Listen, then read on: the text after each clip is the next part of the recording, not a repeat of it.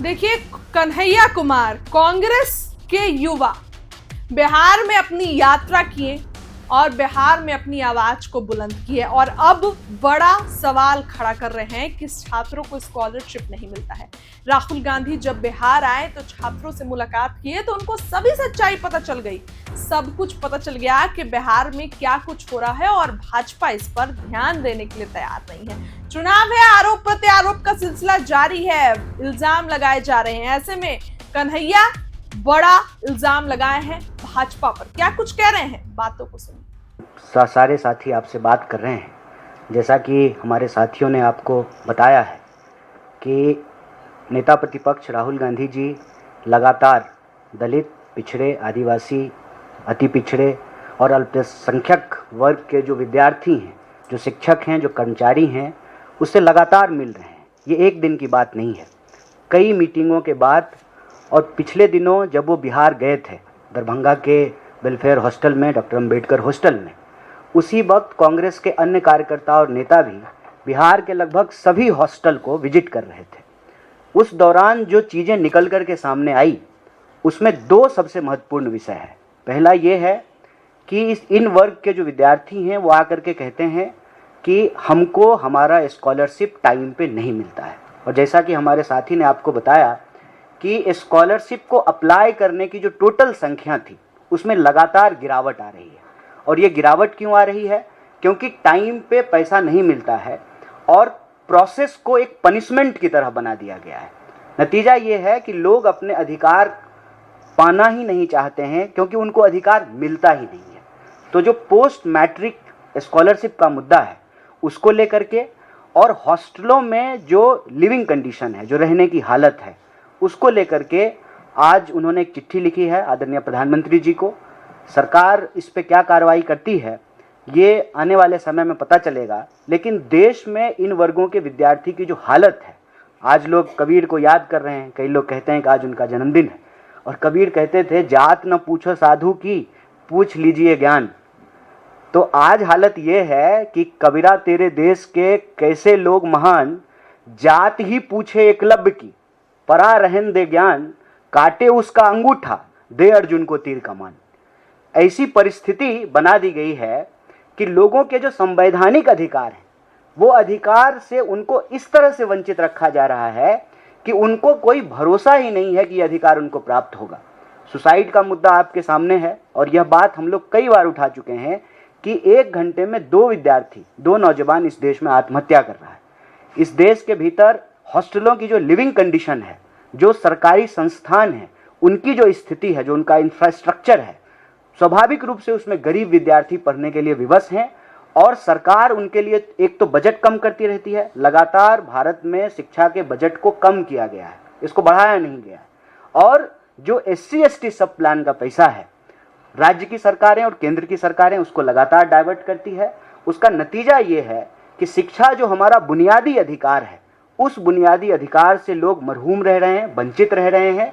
और ये वंचित वर्ग के खिलाफ एक बहुत बड़ा अन्याय है। इस अन्याय के खिलाफ न्याय योद्धा राहुल गांधी जी ने जो प्रश्न उठाया है उसको लेकर के आने वाले दिनों में हम देश के सभी न्याय पसंद, अमन पसंद, संविधान और इस देश के तिरंगे में भरोसा करने वाले लोगों से यह अपील करते हैं कि आप अपने समाज के, अपने क्षेत्र के, अपने राज्य के जो विद्यार्थी हैं, खास करके दलित, आदिवासी, पिछड़े, अति पिछड़े और अल्पसंख्यक वर्ग के जो विद्यार्थी हैं, उनके पढ़ने के अधिकार को, उनके रहने के अधिकार को, उनकी जो स्थिति है उसका जो है आप मुआयना कीजिए। आपको पता चलेगा कि वो बहुत बुरी हालत में रह रहे हैं।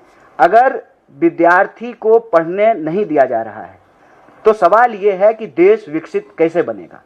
अगर क्लास में शिक्षक नहीं है तो देश विश्वगुरु कैसे बनेगा।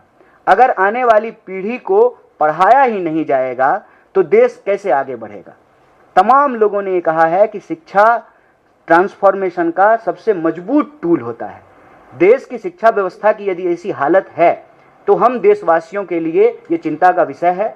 हम यहाँ से, इस मंच से तमाम देशवासियों से अपील करते हैं कि आने वाले दिनों में संविधान लीडरशिप प्रोग्राम के तहत, जो कि व्हाइट टी शर्ट अभियान का एक पहल है।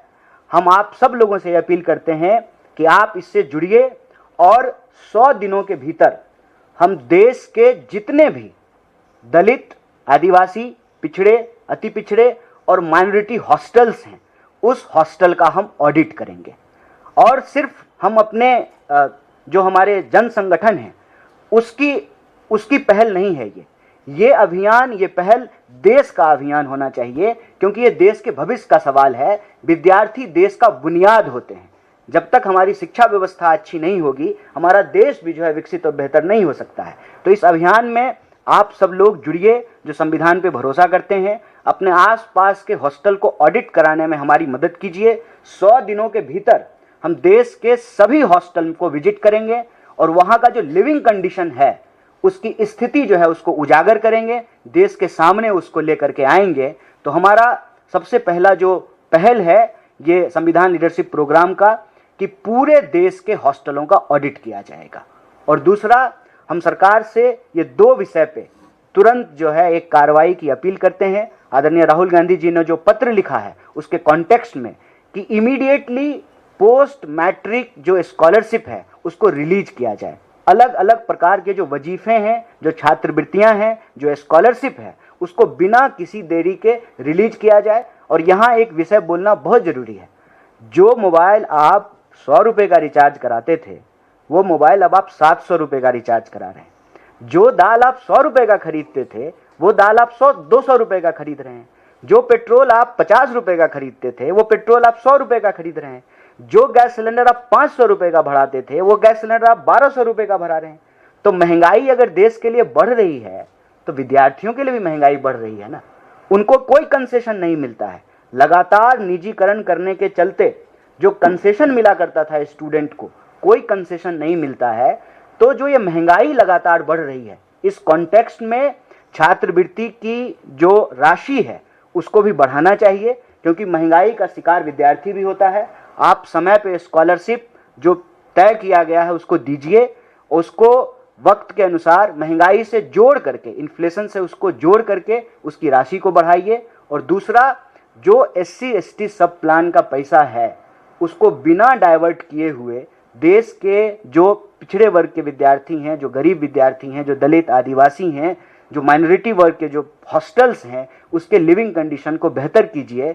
अगर देश के नेताओं के लिए सेंट्रल विस्टा बन रहा है, पार्लियामेंट बन रहा है, 20,000 करोड़ का प्रोजेक्ट है, MP के लिए, मंत्री के लिए अच्छा बंगला बन रहा है, प्रधानमंत्री के लिए 8,500 करोड़ का हवाई जहाज खरीदा गया है।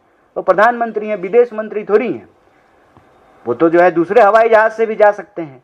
ये जो झूठा कंपटीशन है ना दुनिया में दिखावे का, इससे बाहर आना चाहिए। देश का शान इससे तय नहीं होता है कि राजा का महल कितना बड़ा है। देश का शान इससे तय होता है कि देश की यूनिवर्सिटी कैसी है। जिस गौरवशाली परंपरा की हम बात करते हैं, उस परंपरा में यह नहीं बताया जाता है कि चंद्रगुप्त का महल कितना आलीशान है। ये बताया जाता है कि नालंदा विश्वविद्यालय कितना महान था, विक्रमशिला विश्वविद्यालय कितना महान था। तो देश की यूनिवर्सिटी से ये तय होगा कि देश कितना ताकतवर है। सरकार बिना किसी देरी के इस पर तुरंत पहल करे और आने वाले दिनों में संविधान लीडरशिप प्रोग्राम के तहत, जो कि व्हाइट टी शर्ट मूवमेंट का उस अभियान का एक पहल है, हम तमाम देश के हॉस्टलों में 100 दिन के भीतर जाएंगे।